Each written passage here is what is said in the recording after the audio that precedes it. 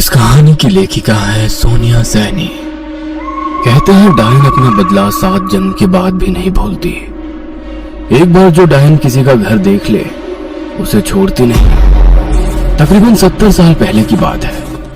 पहाड़ के एक छोटे से गांव में रहने वाले रंजन को पिछले कई दिनों से कोई काम नहीं मिला था, इसलिए काम की तलाश में वो अपने गांव से काफी दूर निकल आया था। सर्दियों की कोहरे से ढकी शाम थी। हर तरफ कोहरे ने अपनी पैर जमा ली थी, जिसकी वजह से रंजन उन पथरीली रास्तों में भटक गया था।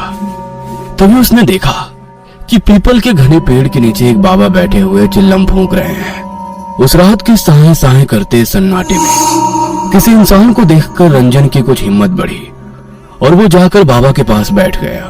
कहाँ वीरानों में भटक रहा है बच्चा? इधर का तो नहीं लगता। मैं 7 कोस दूर डिबरी गांव से काम की तलाश में निकला था। काम तो नहीं मिला, लेकिन लौटते हुए अंधेरा हो गया तो पहाड़ों में रास्ता भी भटक गया। अब ना आगे का कुछ समझ आता है ना पीछे का। ऊपर से ये ठंड खून जमा रही है और डर और घबराहट से दिमाग काम नहीं कर रहा है बाबा। पहाड़ों में ऐसे दिन ढले वीरान रास्तों पर निकलना ठीक नहीं होता। तू ये जो नहर के साथ वाली पगडंडी है उसे पकड़ कर निकल जा। आगे एक गांव पड़ेगा, वहां जाकर मदद मांग लेना। और हाँ, अब रास्ते में रोककर इधर उधर मत देखना। रंजन को बाबा की बातें और उनकी वेशभूषा बहुत रहस्यमयी सी लग रही थी। बाबा के सर से लटकती लंबी जटाएं उनके मुंह को ढके हुए थी। हाड़ कपाती ठंड में उनके शरीर पर नाम मात्र के कपड़े थे और आंखों में इतनी सुर्खी थी कि देखकर कोई भी डर जाए। ठंड से परेशान है बच्चा? ये ले, 2 कश भर ले, थोड़ी राहत मिल जाएगी। रंजन पहले से ही बहुत घबराया हुआ था। इस समय उसे बाबा की कही बातों को मानने के अलावा कोई और चारा नजर नहीं आ रहा था। थोड़ा सकुचाते हुए उसने हाथ आगे बढ़ाया और चिल्लम बाबा के हाथों से लेकर 2 गहरे कश खींच लिए। अपनी बात कहने के बाद बाबा फिर से सर झुकाकर अपने चिल्लम सूखने में व्यस्त हो गए। रंजन कुछ पल वहीं खड़ा रहा और फिर चुपचाप बाबा के बताए रास्ते पर आगे बढ़ने लगा।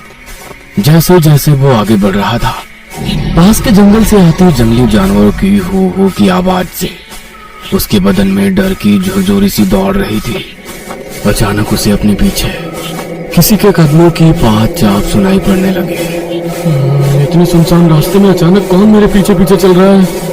किंतु बाबा ने कहा था मुझे पीछे मुड़कर नहीं देखना है। क्या करूं, कुछ समझ में नहीं आ रहा। रंजन अभी कुछ समझ पाता कि उसे अपना नाम सुनाई दिया। रंजन, रंजन, इतनी जल्दी मेरी आवाज भूल गया? अपना नाम सुनकर रंजन ने चौंक कर पीछे मुड़कर देखा तो उसे अपने ठीक पीछे वही बाबा दिखाई देते हैं। आओ, मैं तुम्हें ये रास्ता पार करा देता हूँ। तुम्हें डर लग रहा था ना? बोलो, कहाँ तक जाओगे? लेकिन अचानक से बाबा यहाँ कैसे आ पहुंचे और उन्हें कैसे पता मुझे डर लग रहा है? लगता है तुझे मेरी मदद की जरूरत नहीं।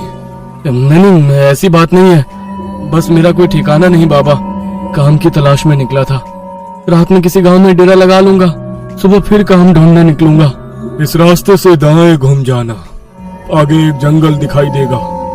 वहां पर एक बूढ़ी रहती है, किसी विश्वास के आदमी को ढूंढ रही है जो उसके बंगले की मरम्मत कर दे।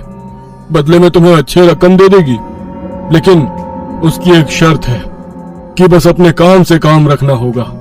घर में किसी सामान को हाथ नहीं लगाना है और बूढ़ी से कोई सवाल भी नहीं करना है। एक और बात का ख्याल रखना, बूढ़ी औरत के पीछे जाने की गलती कभी ना करना। मुझे बस काम मिल जाए, इसके अलावा मुझे उस बूढ़ी से कोई मतलब नहीं। आपका बहुत बहुत धन्यवाद बाबा, लेकिन इतनी रात गए, क्या वहां जाना सही रहेगा? तुम जाओ, वो बुढ़िया रातों को सोती नहीं है। तुम्हें वो तुम्हारा इंतजार करती मिलेगी। रंजन को बाबा और उनकी बातें अब भी और रहस्यमयी लग रही थी, लेकिन इस समय उसके पास ना तो रात गुजारने का कोई साधन था, ना काम का ठिकाना। काम के लालच में वो बाबा के बताए सुनसान रास्ते की ओर मुड़ गया। कुछ देर बाद उसे एक पुराना सुनसान सा बंगला दिखाई दिया। बंगले को देखकर ऐसा लगता तो नहीं कि यहाँ कोई रहता होगा। जैसे ही रंजन बंगले के दरवाजे के सामने पहुंचता है, वह दरवाजा खुद ब खुद खुल जाता है और उसके सामने काले घाघरे और चुनरे से मुंह छुपाए एक बूढ़ी दिखाई देती है। कौन हो? यहाँ क्या करने आए हो? माई, आपको मिस्त्री की जरूरत है? मैं आपका काम पूरा कर दूंगा। बस काम की तलाश में यहाँ आया हूँ। हाँ ठीक है, मुझे ज्यादा सवाल करने वाले लोग पसंद नहीं। बातें नहीं, बस काम पर ध्यान देना। जी समझ गया। और मेरी दिहाड़ी?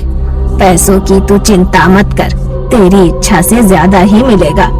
बूढ़ी उसे अपने साथ बंगले के अंदर ले जाती है। अंदर का माहौल कुछ अजीब था। पूरे घर में अजीबो गरीब सी चीजें दिखाई दे रही थी। जगह जगह छोटे छोटे आईने लटके दिखाई दे रहे थे और उन आईनों के साथ अलग आकार की काले कपड़े से बनी गुड़िया लटकती हुई दिखाई दे रही थी। उन सभी गुड़ियों को देखकर रंजन को कुछ अजीब सी सिहरन महसूस हो रही थी।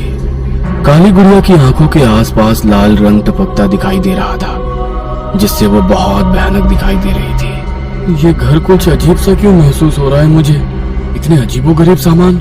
लेकिन बुढ़िया ने कहा है कि कोई सवाल नहीं करना है, इसलिए अपने मन की शंका मन ही में दबाए रंजन बंगले के उस भाग में पहुंच जाता है जहां पर उसे मरम्मत का काम करना था। बुढ़िया ने उसे रात में ठहरने को एक कमरा दिखा दिया और अगले ही दिन से काम शुरू करवा दिया। इस आंगन को खोद कर यहाँ पर एक पक्का कुआं बनाना है। कर पाओगे? मेहनत का काम है। और हाँ, इसके आसपास चारों ओर दीवार बनाकर घेरा भी करना है। रंजन खुशी खुशी काम करने के लिए तैयार हो गया था। दिन भर बिना मुंह से चूं की भी आवाज किए वो अपने काम में लगा रहता। बदले में बुढ़िया उसे दुगनी मजदूरी और दोनों टाइम का खाना खिला देती। एक सप्ताह के बाद काम पूरा हो गया। ये ले तेरा हिसाब। डिमरी गांव से आया है ना तू?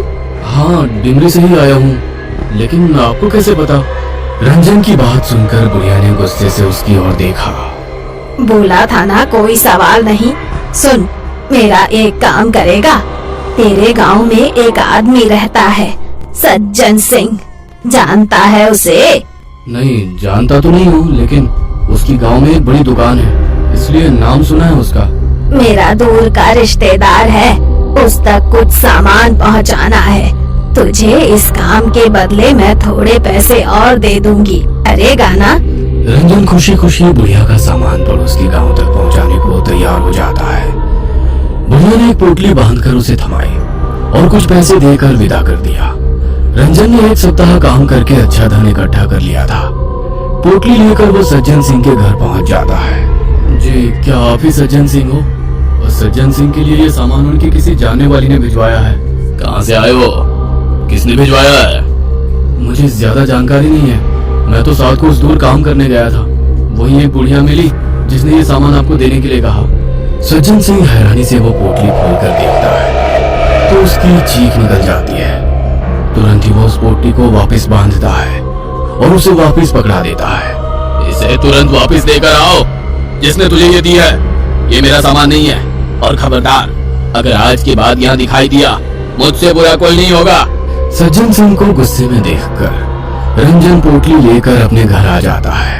आजकल किसी के साथ भलाई करने का जमाना ही नहीं रहा। साथ को उससे मैं ये बुढ़े ने सामान लेने से इनकार कर दिया और यहाँ आकर उस बुढ़े ने सामान लेने से इनकार कर दिया। अरे कहता है मैं तुरंत जाकर उसे वापस आपको क्या जरूरत है वहाँ जाने की? छोड़िए ना, इसमें जो भी सामान है उसे हम रख लेते हैं। कोई जो भी सामान है उसे हम रख लेते हैं। इतनी दूर ये सामान लौटाने जाएगा, जो इतनी दूर ये सामान लौटाने जाएगा। की भी जरूरत नहीं है। जो भी सामान है वो वापस कर देंगे बस।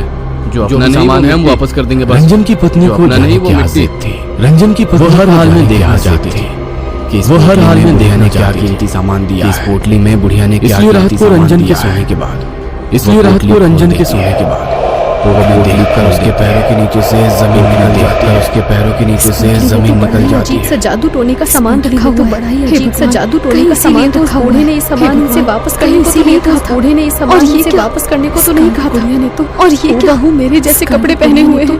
उर्वशी मेरे जैसे कपड़े पहने हुए तरबतर हो गई थी। उर्वशी पसीने से तरबतर हो गई थी। सुनिए जी, ये पोटली उस बुढ़िया को वापस देकर आइए। ये पोटली उस बुढ़िया को वापस देकर आइए। एक पल को भी ठहरना मत। आप वहाँ एक पल को भी ठहरना मत। नहीं, मैंने कुछ नहीं देखा। बस तुमने वापस देकर आओ। कुछ नहीं देखा। बस तुम ये वापस देकर आओ। रंजन वो पोटली लेकर घर से निकल सज्जन सिंह के घर से रोने की आवाजें सुनाई। कि सज्जन सिंह के घर से रोने की आवाजें सुनाई। बुरी मौत हुई सज्जन काका और उनकी पत्नी। बड़ी बुरी मौत हुई सज्जन काका और उनकी पत्नी। किसी ने मारकर फांसी पर लटका दिया हो। किसी ने मारकर फांसी पर लटका दिया हो। है, लेकिन कमरा अंदर से बंद ये था। है ऐसा कैसे कमरा हो सकता अंदर है से भला? बंद था। ऐसा कैसे हो सकता है भला? कुछ ऊपर का चक्कर लग रहा है, मुझे तो कुछ ऊपर का चक्कर लग रहा है। हालत देखी थी दोनों की, नहीं हो सकता। पूरा शरीर ऐसे मरोड़ा हुआ था जैसे कोई कपड़े की गुड़िया को मरोड़ा हुआ था, जैसे रंजन को गांव वालों की बात सुनकर एक झटका रंजन को गांव वालों की बात सुनकर एक के बाद एक उसे सज्जन सिंह की कही हुई बात के बाद एक उसे सज्जन सिंह देखने के बाद डर से सफेद पड़ा चेहरा देखने के बाद डर से सफेद पड़ा चेहरा याद आने लगा। पोटली की कल मैंने ये पोटली की और आज सुबह उसकी मौत हो गई थी। रंजन तेजी से बुढ़िया के बंगले की ओर बढ़ा। रंजन तेजी से बुढ़िया के बंगले की ओर बंगले के सामने पहुंचा।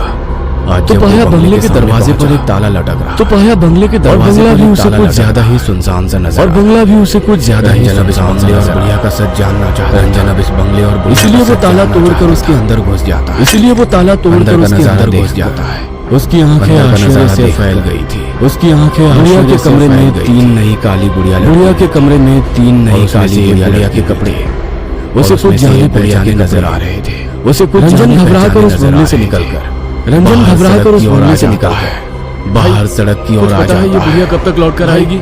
कुछ रंजन की बुढ़िया बात कब तक लौट कर आएगी? उस आदमी ने उसे ऊपर से नीचे तक घूरते हुए उस आदमी ने उसे ऊपर से नीचे तक घूरते हुए कहा, पागल है क्या भाई? ऐसा क्यों कह रहे हो भैया? क्योंकि यहाँ कोई नहीं रहता। 50 साल से लटका है ये ताला। और हाँ, भूत बंगला है ये। रात के समय भटकना भी नहीं उसके आसपास। हाँ। उस आदमी की बात सुनकर रंजन की रीढ़ में ठंडक दौड़ने लगी। क्या भूत बंगला? भाई मेरे दादा कहते थे किसी डायन का बंगला है ये। इसमें वो तरह तरह के टोटके टोना किया करती थी। एक तांत्रिक था जिसने इस डायन की चोटी काट कर इसे जला दिया था। तब से ये बंगला ऐसे ही पड़ा हुआ है। कहते हैं आज भी रात के समय इस रास्ते से गुजरने वाले लोगों को वो डायन दिखाई दे जाती है और उस तांत्रिक का पता पूछती है। अपने सूखते हलक से रंजन ने अपना आखिरी प्रश्न किया। तांत्रिक? कहाँ रहता है वो तांत्रिक? कुछ मदद कर पाओगे क्या? भाई सुना है उसने इस डायन को मारने के बाद ये काम छोड़ दिया और दूर किसी गांव में जाकर बस गया। उसकी पहचान अब किसी को नहीं पता। बातें करते हुए रंजन बंगले से कुछ दूर तक आ गया था। आदमी के जाने के बाद अब मुझे ये पहली समझ में आ रही है।